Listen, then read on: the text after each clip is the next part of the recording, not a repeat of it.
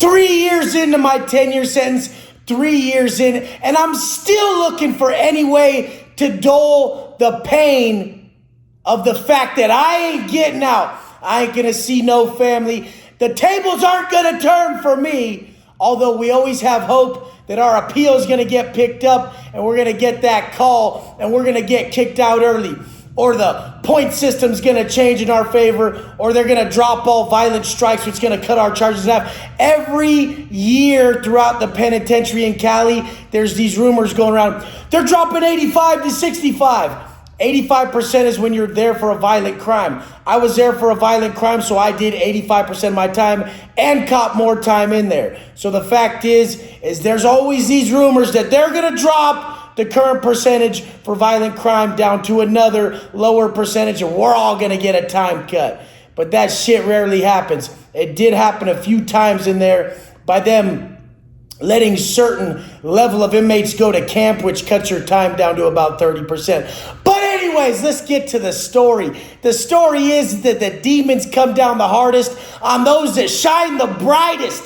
Just know, if your demons are strong, you're given those gifts to overcome the motherfuckers who got real demons, the addicts, those who wake up negative as fuck, those that know real pain. They're getting the greatest gift known to man if they have the power to overcome it and not fall victim to these vices to distract from that pain. That pain's a gift, motherfucker. You're being granted them textbooks to learn. Stay present. I was around all them cats with the biggest fucking demons. This one time, I was going to cop a 50 ball from a northerner. I was getting a 50 ball from a northerner, and the 50 ball's about that big. It's about 3 tiny-ass sticks. We call sticks joints because they're fucking twigs. They ain't shit. We're about to go smoke a stick in the cell. And I write up a store list for this northerner is $50 worth of jalapeno poppers. Hare's jalapeno poppers. They're those like Cheeto looking shit that taste jalapeno-ish and they're cheesy. Motherfuckers put those in their spreads and their tacos and shit. And this is what you grub in the pan on top of your spread on your tacos. If you're balling and you got that work on deck, you're like, fuck it, $50 worth of jalapeno poppers. And you got the cell stocked of everything else to make them spreads you like and to make them tacos and shit and make everything that you want to grub. And this is how you grub in the pen. Dude was a fat motherfucker. Northerner had shit on lock at that spot.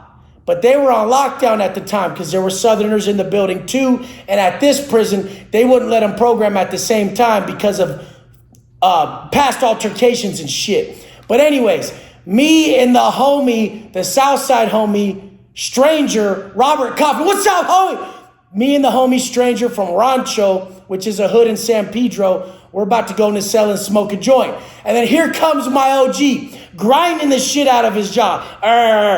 Charlie Brown, the OG from Modesto, on his paperwork said he was AB affiliate, which was always up in the air. They were always trying to give him more validation points and always had him as an affiliate, which kept him out of the shoe because he wasn't validated as an AB member.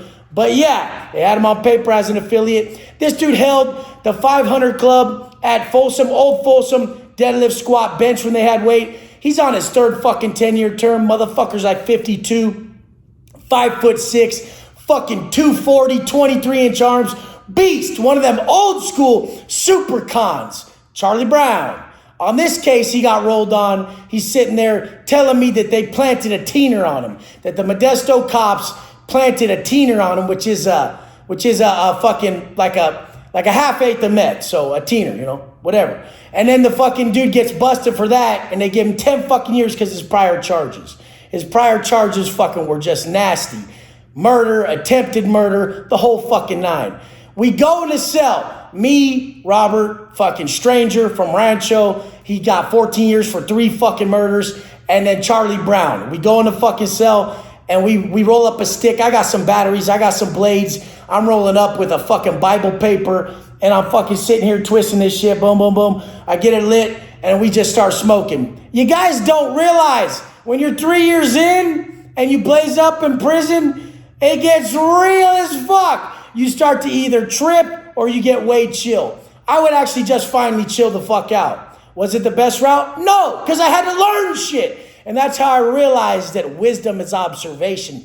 And if you're fucking not present, you ain't observing, motherfucker. So you ain't learning from that pain. That's why so many people out here and so many motherfuckers can do so much time and not learn motherfucking shit from all the time they do and all the pain they've been through. They weren't present, motherfucker. But anyways, I twist up and we're sitting in the cell blazing this joint.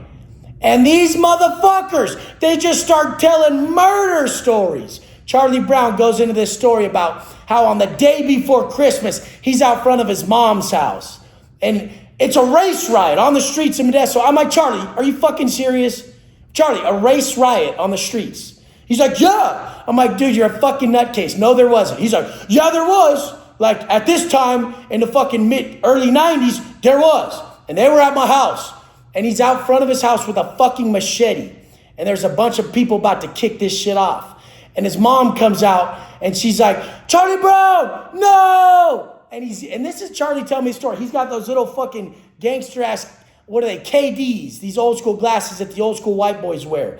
And he's sitting there grinding his jaw telling me the story. And his mom's out front and Charlie's telling me, Charlie Brown, no! As he just winds back with this machete and fucking continues to hack this dude's fucking head off in his front fucking lawn in Modesto. He didn't cut his head off, but he just lacerated the dude so deep and so crazy, he got an attempted murder charge from that. And I'm like, fuck, dude, I'm just trying to blaze up. Can you guys let me chill? Like, fuck. And then here comes Stranger coming in with his shit. And he's like, oh, you know what I'm here for, Wes? I'm like, yeah, I know you got them 3 hot ones, dog. I know. We all know what everyone's in here for. And he's like, yeah, but did you hear the story? I'm like, dude, I don't fucking care. Like, I'm just chilling.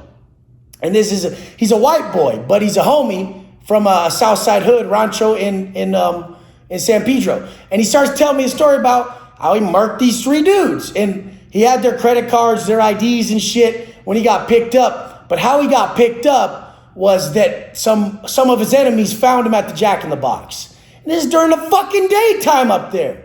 They find him at the Jack in the Box and they start lighting up right next to him with the AR-15, AKs, AR-15s and shit, and they're blasting him. And he's shooting back at him with a 9.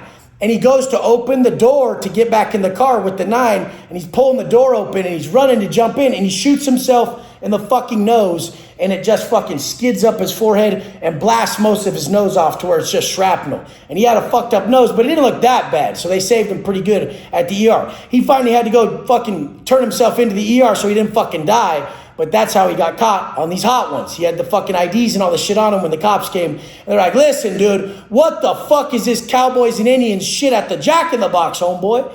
Gang-related ass shit up there. It's just like that up there. It's just like that. You ain't got no problems with your Cupcake Live. You're your biggest problem. You ain't getting shot at Jack in the Box. There ain't a race right out front of your house in Modesto. Yeah, these dudes made their own bed. But the fact is you made yours too. You made yours mentally. You made yours mentally. And you let them demons that you're being blessed with override you. Don't let that happen. Those demons you're blessed with are the fucking textbooks that you need to sit with. You're knee deep in those, understanding them so that you can find the solution to curing that pain and then heal others. That's what I did.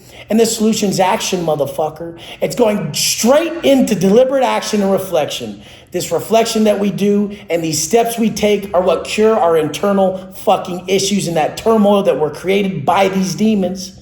You need to learn how to overcome it. I've seen all these motherfuckers in the pen. Quit for 6 months, go back on shit. Quit for 2 years, go back on shit. Over and over and over. I'm one of the only motherfuckers who just said, never again, one day and never went back. So fucking proud of all you guys who cut that shit cold turkey. And so proud of you guys who just decided to quit right now. We're going to keep pushing and it's going to be the program that heals you. It's going to be these stories that don't want you in a cell to where you're looking to buy $50 worth of fucking weed with some jalapeno poppers that came in a motherfucker's asshole. You don't want to live like that. And you ain't gonna beat the system when you're doing grimy ass shit. I don't wish it upon nobody. Let's stay programming and being our best. Let's get up early. Let's work hard to be our best. There's nothing more grateful than when a man wakes up early to seek his best self and puts his heart into it. You motherfuckers ain't getting nowhere because you're a half-ass motherfucker like I was when I was still smoking weed. Yeah, I was working out every day, but I didn't get ripped till I started tracking my macros, put the vices down, and got real dedicated to some personal growth, and got real dedicated to these positive affirmations, got real dedicated to these mindset tactics and techniques. And when I really understood what I knew yesterday isn't applicable to today, motherfucker. That's why it's non-negotiable that every day we set ourselves up, we get our aim in the morning, and we push the fuck forward. I love you guys. I'm going to be here till the day. I'm going to be here till the day that casket drops. Wow, if it's tomorrow or if it's next day or if it's fucking 50 years from now, I'm going to be here. Because guess what? I love this shit. This is what works. Anyone who tells you anything else works other than strong daily habits that create the future you desire, they're fucking liars. The only way you create strong daily habits is by habitually putting those habits in play each fucking day. Let's fucking go. I'm going to be there for you. Let's go.